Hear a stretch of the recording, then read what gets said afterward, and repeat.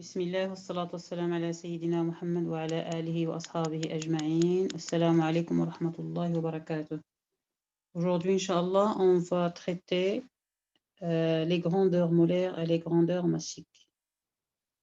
On va faire dans un premier temps un petit rappel. C'est quoi la capacité thermique classique, la définition classique? La capacité thermique n'est autre que la quantité d'énergie à fournir grâce à la chaleur pour augmenter d'un Kelvin la température d'un élément. Donc, on a un élément, on veut lui augmenter sa température d'un seul Kelvin.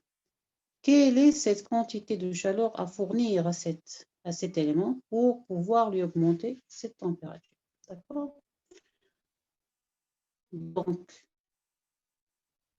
en utilisant, donc on va définir ce qu'on appelle la capacité à volume constant et la capacité à pression constante. Si vous vous rappelez bien, lorsque vous avez eu votre cours de première année en thermodynamique, on avait défini les quantités de chaleur en 3 équations.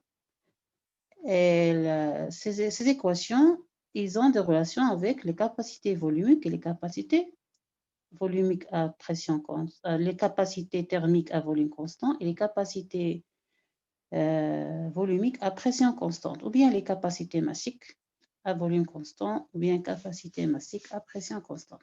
Donc, revenons à notre capacité. On a dit que la capacité n'est autre que la variation de la chaleur par rapport à la température. Donc, elle ne sera donc que la différentielle partielle de la quantité de chaleur par rapport à la température à volume constant. Et elle va être, si on veut l'exprimer en unité de mol, donc c'est égal à N fois la capacité molaire à volume constant. Ou bien, si on veut l'exprimer en unité de masse, ça veut dire en unité de kilogramme, donc on va multiplier par la masse, la capacité molaire massique à volume constant. Donc, pour différencier entre les deux, on a dit molaire, c'est le grand M, et le massique, c'est le petit m. Donc, par unité de masse, on définit la capacité thermique massique, c'est son unité, c'est le joule par kilogramme par unité de température en Kelvin. Et la capacité par unité de mol, on définit elle va être exprimée par le joule par mol par Kelvin. D'accord? Donc, passons à le premier exercice de la première série de S3. Donc, c'est un petit rappel que j'ai déjà dit. Donc, qu'est-ce qu'on va chercher? C'est un rappel de cours en fait. Hein. Donc, soit M, la masse molaire d'un gaz parfait, et soit gamma, le rapport de ses capacités thermiques. Gamma est égal à Cp sur Cv. Qu'est-ce qu'on veut chercher? On veut exprimer les chaleurs spécifiques aux capacités thermiques, massiques, Cp et Cv en fonction de quoi? De gamma et de R. D'accord? Donc, en utilisant les équations qu'on a déjà vues, qu'est-ce qu'on va utiliser en même temps? Lorsque vous avez traité les équations de chaleur et les capacités thermiques, on vous a donné la relation de Mayer. C'est quoi la relation de Mayer?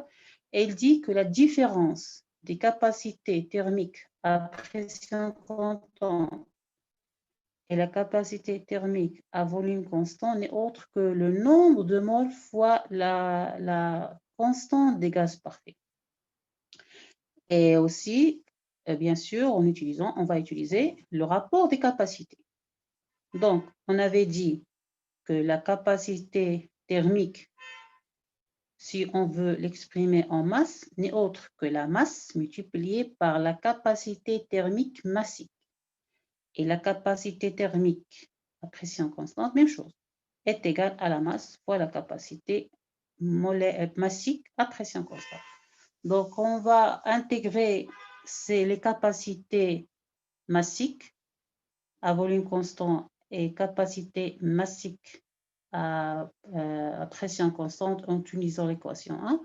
on va voir que Cp moins Cv est égal à R sur la masse molaire, à savoir que la masse molaire n'est autre que la masse divisée par le nombre de moles. Donc, en utilisant ces équations, l'équation 2 dans l'équation 1, ça veut dire le rapport, on va retrouver que la capacité massique à volume constant n'est autre que le rapport de quoi? De R par le produit entre M et gamma moins 1. Et la capacité massique à pression constante, c'est gamma R. Et toujours, leur unité, c'est le kilogramme, c'est le kilojoule, pardon, par kilogramme par Kelvin. Deuxième question, on cherche les équations d'état. J'imagine que vous le savez très bien, l'équation d'état d'un gaz parfait n'est autre que PV est égal à nRT, à savoir que P c'est la pression, le volume, V c'est le volume, N c'est le nombre de moles, R c'est la constante des gaz parfaits et T c'est la température. On va introduire ici la masse molaire. C'est quoi N? Petit n n'est autre que la masse divisée par la masse molaire. D'accord?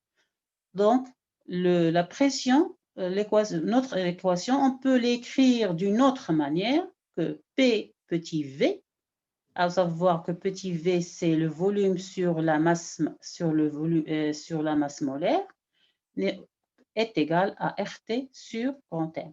Même chose, l'énergie interne massique, parce que c'est quoi les équations d'état? C'est l'équation des gaz parfaits. On définit l'énergie interne massique et l'enthalpie massique. Alors, l'énergie interne massique, d'après la première équation de Joule, qu'est-ce qu'elle dit? Que la variation de l'énergie est égale à la capacité massique à volume constant multipliée par la variation de la température. En utilisant les équations qu'on a déjà vues, entre CV, capacité thermique et capacité massique thermique. Donc, on arrive à exprimer l'énergie interne massique. D'accord? DU n'est autre que C, même chose, c'est C petit v fois la variation de la température. La deuxième loi de Joule, qu'est-ce qu'elle dit? C'est l'enthalpie. Alors, D de H est égal cette fois-ci à la capacité massique à pression constante fois la variation de la température. Et en fin de compte, on retrouve la relation finale. D de petit h est égal à Cp dt. À savoir que petit h n'est autre que grand H sur M et petit u, c'est grand U sur M. On peut bien sûr avoir des petites équations, des applications numériques en utilisant les données qu'on a dit. Ça veut dire la constante des gaz parfaits, la pression est égale à 10 à la puissance 5 pascal, la température est égale à 300 Kelvin, la masse molaire est égale à 29 grammes par mol et gamma est égal à 1,4. Dans un premier temps, on va calculer notre capacité thermique massique, à savoir est égal à R est égal à R divisé par la masse molaire fois gamma moins 1, et Cp est égal à gamma Cv, et finalement, on peut avoir notre volume massique est égal à 0,86 mètres cubes par kilogramme. Je vous remercie pour votre attention et à la prochaine. Salam alaikum.